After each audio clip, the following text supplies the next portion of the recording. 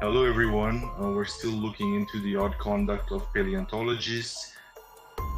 We dissected the fierce dinosaurs in the last clip. It's the herbivores' turn. It would seem, well, what to cling to here? Who, besides scholars, is interested in the lives of large herbivorous mammals? However, even here, one encounters wild inconsistencies and lies for some reason. There is such an expression, ends in the water. This means hiding the traces of a crime under a multi-meter layer of water and in the mud. Who would bother digging in the swamp? Well, unless archaeologists. But there are few archaeologists, they are botanists, and you can make them believe anything, even without bribing. That's why all the main forces, the rewriters of history, focused on inventing Roman, Byzantine empires and other phantasmagoria. And while the officials and the alternatives are fighting to the death over the engravings of Piranesi and Tartaria, we calmly dig into the back of the unseeing enemy. What do we know about herbivorous dinosaurs? Well, they ate grass, but they were huge, well, slow, and everyone who wasn't lazy ate them. Well, why have you stopped? Alright, let's recount. Diplomas. These are the ones that are the most massive with the longest necks. Brontosaurs. Also huge, also with necks, just smaller. Once in 50, but not the point. Iguanodons. Also large, but capable of walking on two legs. Zaurolophus. Very similar to iguanodons, only their snouts look like giant ducks. Stegosaurs. These are such massive turtles with ridges along the spine. Quadrupeds.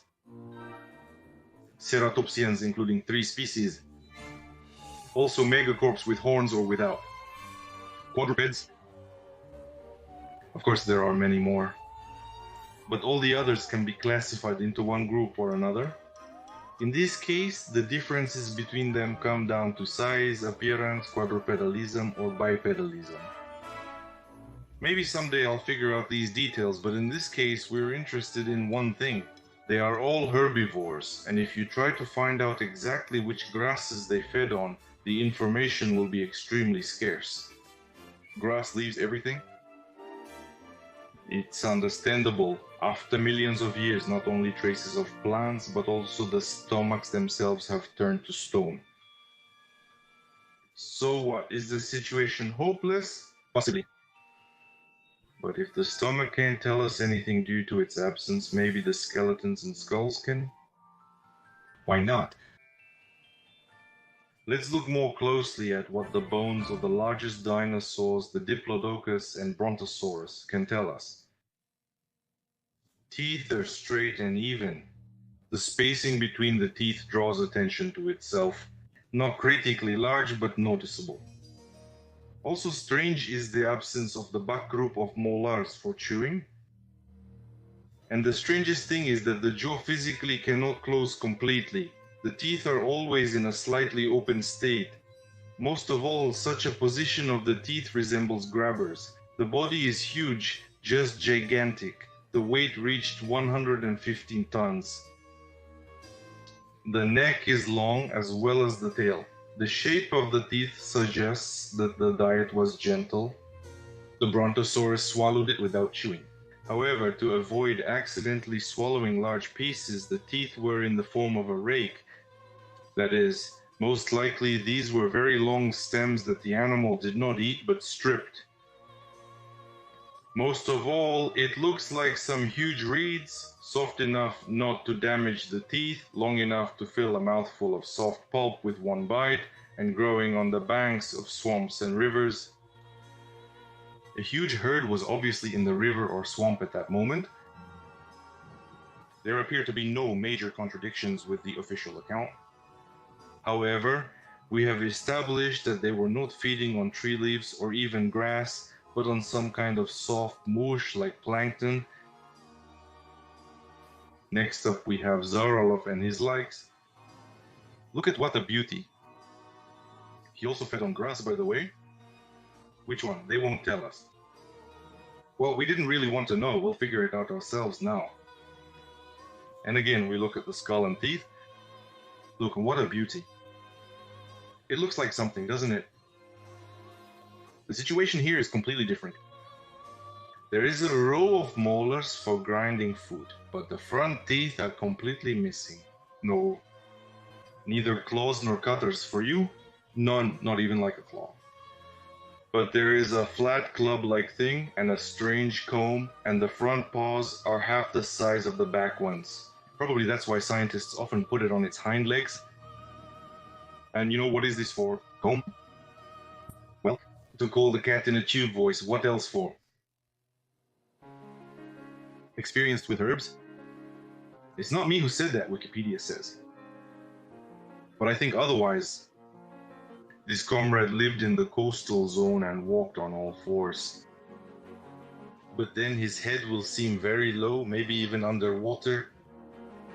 Correct, underwater? And the oar is above the water.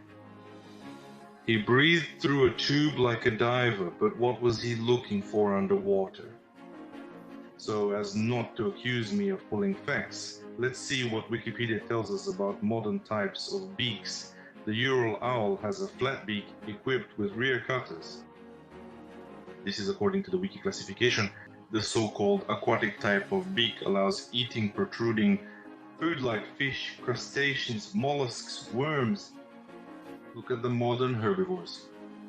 They all have a front row of teeth and also large and powerful jaws because plants need to be grasped and sometimes chewed through the stem.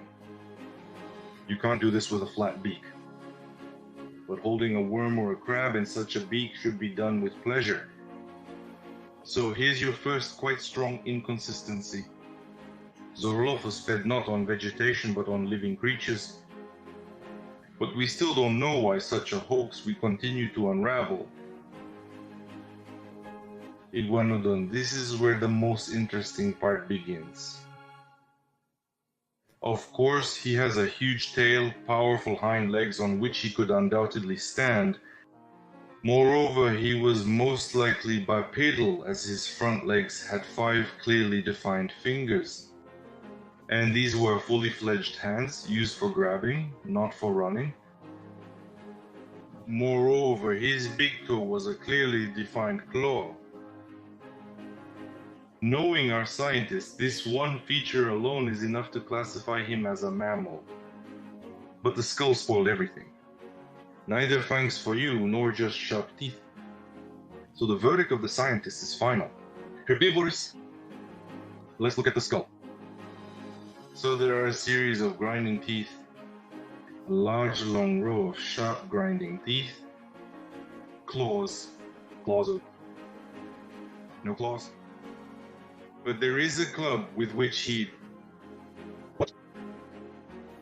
Scientists beat themselves in the chest with a spear convincing that he was herbivorous, ate all sorts of leaves there. They consider nature to be idiots. Try to grab the grass with a hoof. From anywhere you like. From the ground, from the trees.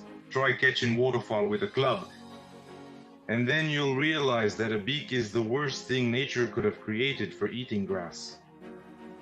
However, nature arranged it exactly this way.